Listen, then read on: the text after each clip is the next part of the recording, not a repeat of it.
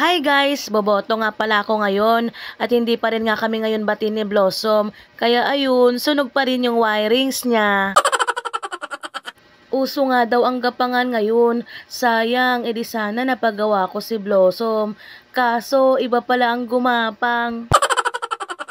Si partner nga ang magiging driver ko ngayon. Marunong naman ako mag-drive mga guys. Kaso nagkaroon siya ng matabang asawa na pabebe for the go. I-flex ko lang pala yung pants at sapatos ko na nabili ko sa Toktik at yung damit ko na nabili ko sa UK. Ukay-ukay ba? Tapos na pala akong bumoto. Bumoto po tayo ng tama at yung tapat para sa ating bansa. Nabasa nga po pala ako ng ulan paglabas ko ng room. Kaya ayun, may nakita akong karinderya dito. Nagutom ako. Kain tayo mga guys. At hindi pa nga ako nakontento sa kinain ko. At bumili pa nga ako dito ng milkshake. Kaya ang taba-taba huy, mag-diet ka na. Paano ka ba naman papayat yan? Lamon ka ng lamon. Aba, pag sumeksi ako baka maglaway sa akin si partner.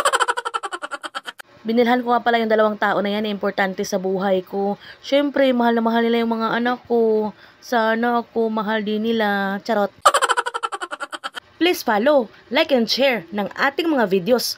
O siya, mga marepare, ate at kuya, hanggang dito na lang muna tayo, no? Thank you for watching.